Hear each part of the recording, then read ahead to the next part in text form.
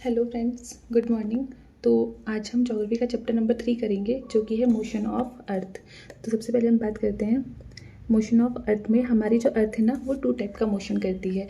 जब वो अपने एक्सिस पे रोटेट करती है तो होता है रोटेशन, और जब वो अराउंड द सन रोटेट करती है तो होता है रिवॉल्यूशन। सपोज ये अर्थ है, जब ये अपने एक्सिस पे ही रिवॉल्व करती है तो ये क्या हो गया हमारा रोटेशन। और सपोज ये सन है और ये इलेप्टिकल पाथ में ऐसे रोटेट कर रही है तो ये हमारा हो जाएगा रिवॉल्यूशन। तो जो हमारी अर्थ है वो 2 टाइप का, वो उसके पास 2 टाइप के मोशंस होते हैं, namely rotation and revolution. Rotation क्या है? Movement of earth on its axis, और movement of earth around the sun in a fixed path और ऑर्बिट इज कॉल्ड रिवॉल्यूशन। फिर नेक्स्ट है जो एक्सिस ऑफ अर्थ है ना, वो एक इमेजिनरी लाइन है। ये हम पिछले लेक्चर में भी पढ़ चुके हैं कि जो अर्थ का एक्सिस है वो एक इमेजिनरी लाइन है जो बनाता है 66.5 degree angle with orbital plane. तो ऑर्बिटल प्लेन क्या होता है? सपोज यहाँ पर हमारी अर्थ है और यहाँ पर हमारा सन है, तो यहाँ से जो एक पैरेलल ड्रॉ करते हैं हम लोग, एक लाइन ड्रॉ करते हैं अर्थ और उससे सन से पास होते हुए, इसी को हम बोलते हैं ऑर्बिटल प्लेन। और क्योंकि हमें पता है कि हमारी अर्थ जो हल्की सी टिल्ट है, तो वो 66.5 डिग्री, मतलब इस ऑर्बिटल प्लेन से, यहाँ पर हम फिगर में देखते हैं, यहाँ पर अच्छे से लोकेट किया हुआ है। ये देखो, ये हमारा ऑर्बिटल प्लेन है और यहाँ से जो हमारी अर्थ है वो 66.5 डिग्री का एंगल बना रही है। उसके अलावा जो वर्टिकल प्लेन है ना, वर्टिकल प्लेन से जो हमारी वो अर्थ है वो बना रही है 23.5 डिग्री का एंगल। तो प्लेन ऑफ अर्थ ऑर्बिट और vertical plane from the earth orbital plane. उसके अलावा ये तो हम पढ़ी चुके थे, ट्रॉपिक ऑफ कैंसर, इक्वेटर और ट्रॉपिक ऑफ कैप्रिकॉन। तो जो हमारी अर्थ है वो ऑर्बिटल प्लेन से कितने का एंगल बनाती है? 66.5 डिग्री का एंगल बनाती है। और ये ऑर्बिटल प्लेन होता क्या है? Plane found by orbit is known as orbital plane. जो अर्थ है वो रिसीव करती है लाइट सन से due to spherical shape of earth. सिर्फ इसका जो हाफ पोर्शन है ना, उसी को लाइट मिलती है सन से एट ए टाइम, एक टाइम में। मतलब अगर हमारा ये अर्थ है और यहाँ पर सन है तो ये इसका हाफ पोर्शन ही लाइट लेगा, बाकी बैक पोर्शन पे लाइट नहीं जाएगी। तो यहाँ पर ये चीज़ कह रहे हैं कि जो पोर्शन है facing sun experiences day while other half of the sun experiences night. तो जहाँ पर लाइट आएगी वहाँ पर डे होगा और बाकी में क्या होगा? नाइट होगी। और जो सर्कल डिवाइड करता है इस डे को नाइट से ग्लोब में, इसी को हम बोलते हैं सर्कल ऑफ इल्यूमिनेशन। ये जो सर्कल है कॉन्साइड नहीं करता कभी भी एक्सिस के साथ में, जो कि हम फिगर 3.2 में देख सकते हैं। और जो अर्थ है वो अपने एक्सिस पर वन रोटेशन को कंप्लीट करने में कितना टाइम लेता है? 24 आवर्स। और इसी पीरियड ऑफ रोटेशन को हम कई बार क्या बोलते हैं? अक्सर हम बोल जाया जाता है अर्थ डे के नाम से। तो अगर हमसे पूछे कि अर्थ डे क्या होता है, तो जो अर्थ अपने एक्सिस पर रोटेट करने के लिए 24 आवर्स लेती है वन रोटेशन कंप्लीट करने के लिए, इसी को हम बोलते हैं अर्थ डे। और ये डेली मोशन होता है अर्थ का। अब अगर हम यहाँ पे देखें तो यहाँ पर ये देखो, सर्कल ऑफ इल्यूमिनेशन अगर हम देखें तो ये सन है और ये हमारा अर्थ है। अब यहाँ पर अगर हम देखें तो जो अर्थ है वो अपने ऑर्बिटल से कैसे बना रहा है? लगभग 66.5 डिग्री और 23, ये अपने ऑर्बिटल से इस एक्सिस पे, ही जो एक्सिस है यहाँ से 66.5 डिग्री का एंगल बना रहा है, और ये ऊपर जो एंगल बन रहा है वर्टिकल से 23.5 डिग्री का एंगल बन रहा है।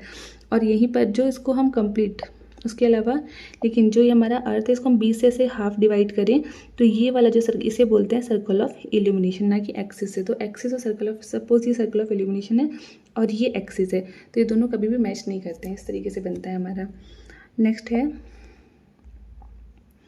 अब पहला हमने मोशन पढ़ लिया रोटेशन को। दूसरा मोशन जो होता है अर्थ का वो होता है रिवॉल्यूशन। तो सेकंड मोशन जो है अर्थ का, सन की ऑर्बिट में चक्कर लगाता है, उसे बोलते हैं रिवॉल्यूशन।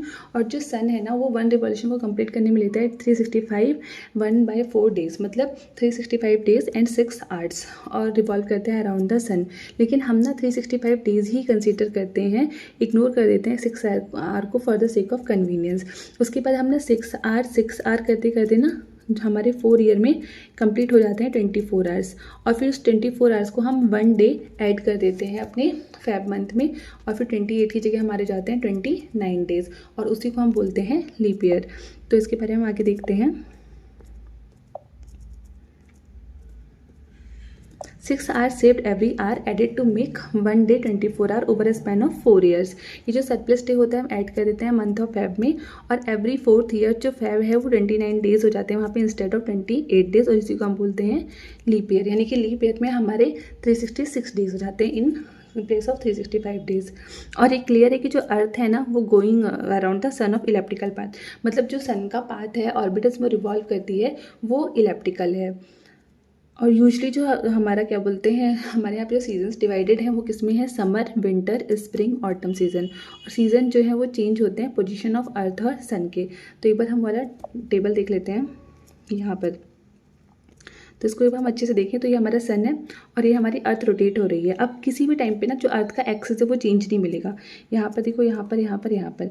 अब हम स्टार्ट करते हैं 21 मार्च। 21 मार्च को जो यहाँ पर डे और नाइट होते हैं इक्वल होते हैं और ये होता है इक्विनॉक्स, और उस टाइम पे होता है हमारा स्प्रिंग सीजन। फिर यहाँ पर क्या होता है, यहाँ पर हाफ पोर्शन में तो सन की लाइट आ रही है और हाफ पोर्शन में नहीं आ रही है, मतलब विंटर होता है नॉर्दर्न हेमिस्फीयर में, क्योंकि यहाँ पर सन की रेस डायरेक्ट नहीं आती है। तो विंटर सॉलिस्टिस होता है हमारा 22 दिसंबर को।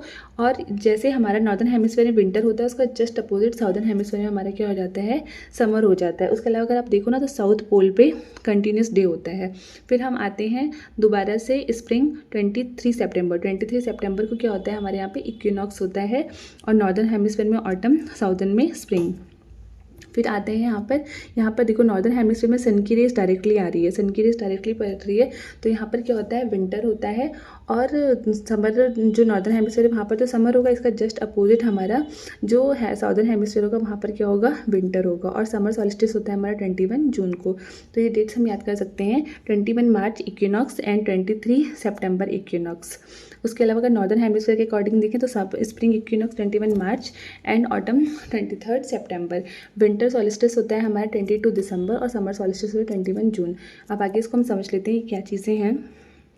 तो जो हमारा ईयर है वो यूजली डिवाइड होता है summer, winter, spring, autumn season में। और जो सीजन है वो चेंज होते हैं, change in position of earth around the sun. Next है यहाँ पर मैंने फिगर 3.3 जो हमने देख ली, यहाँ पर मैंने उसके बारे में बताया है कि 21 जून नॉर्दर्न हेमिस्फीयर जो है वो टिल्ट होता है टुवर्ड्स द सन, सन की तरफ टिल्ट होता है। तो इस वजह से जो रेज होती हैं सन की वो डायरेक्टली पड़ती हैं ट्रॉपिक ऑफ कैंसर में, और इसकी वजह से काफ़ी ज़्यादा वहाँ पर हीट रिसीव होती है। और जो एरिया है नियर पोल वो रिसीव करता है less heat as the area rays of the sun are slanting. जो नॉर्थ पोल है वो इंक्लाइंड होता है टुवर्ड्स द सन, तो वहाँ पर place beyond the Arctic circle, तो वो कंटिन्यूस डे लाइट एक्सपीरियंस करते हैं अबाउट 6 मंथ। और लार्ज पोर्शन जो है ना नॉर्दर्न हेमिस्फीयर का, वहाँ पर हीट उन्हें काफ़ी लाइट मिलती है सन से, और इस वजह से वहाँ पर क्या होता है, समर होता है उस रीजन में नॉर्थ ऑफ द इक्वेटर। जो लॉन्गेस्ट डे और शॉर्टेस्ट डे, लॉन्गेस्ट 21 जून की को क्या होता है हमारे यहाँ पे लॉन्गेस्ट डे और शॉर्टेस्ट नाइट हो जाती है। और जबकि उल्टा साउदर्न हेमिस्फीयर में बात करें तो ऑल दीज कंडीशन रिवर्स हो जाती हैं। इट इज़ विंटर, जैसे कि नॉर्दर्न हेमिस्फीयर में अगर समर है तो साउदर्न हेमिस्फीयर में क्या होगा, विंटर होगा। और 21 जून को नॉर्दर्न में लॉन्गेस्ट डे शॉर्टेस्ट नाइट, तो just opposite longest night shortest day हो जाएगा हमारा साउदर्न हेमिस्फीयर में। जो नाइट्स हैं वो लॉन्गर होंगी देन डे। ये पोजीशन जो अर्थ की से हम बोलते हैं समर सॉलिस्टिस। ऐसे 22 दिसंबर ट्रॉपिक ऑफ कैप्रिकॉर्न जो रिसीव करता है direct rays of sun south pole में टिल्ट टुवर्ड्स इट, क्योंकि सन जो है वो साउथ पोल की तरफ टिल्ट होता है, तो इसकी वजह से सन रेज हैं फॉल होती हैं वर्टिकली ट्रॉपिक ऑफ कैप्रिकॉर्न पर। तो लार्ज पोर्शन जो है ना साउदर्न हेमिस्फीयर का उसको लाइट मिलती है, इस वजह से समर में जो साउदर्न हेमिस्फीयर है वहाँ पर लॉन्गर डेज हो जाते हैं और शॉर्टर नाइट्स हो जाती हैं। रिवर्स होता है नॉर्दर्न हेमिस्फीयर में। तो दिस पोजीशन जो है अर्थ की उसे हम बोलते हैं विंटर सॉलिस्टिस। और आप लोगों को पता होगा कि ऑस्ट्रेलिया में जो क्रिसमस सेलिब्रेट होता है वो समर सीजन में होता है। 21 मार्च और 23 सितंबर में जो डायरेक्ट रेज होती हैं सन की वो फॉल होती हैं इक्वेटर पर। तो यहाँ पर नाइदर पोल इज, ना तो पोल टिल्ट होता है टुवर्ड्स द सन और इसमें कोई भी पोल जो है चाहे वो नॉर्थ हो साउथ हो कोई भी जो है सन की तरफ टिल्ट नहीं होता है। तो होल अर्थ जो एक्सपीरियंस करती है equal day and equal night, और इसी को हम बोलते हैं equinox. On 23 September autumn season होता है नॉर्दर्न हेमिस्फीयर में और स्प्रिंग होता है साउदर्न में। उसी का अपोजिट 21 मार्च को स्प्रिंग होता है नॉर्दर्न में और ऑटम होता है साउदर्न हेमिस्फीयर में। तो हम इससे कैसे हमें पता लगा, दस यू फाइंड देर आर, तो क्या हम पता लगा कैसे डेज एंड नाइट होता है, कैसे सीजन में चेंज होता है because of rotation and revolution of earth. फिर यहाँ पर कुछ क्वेश्चन हैं, जैसे यहाँ पर फर्स्ट क्वेश्चन है, movement of earth around the sun is known as, जो मूवमेंट ऑफ अर्थ होता है अराउंड द सन उसको हम क्या बोलते हैं, रिवॉल्यूशन।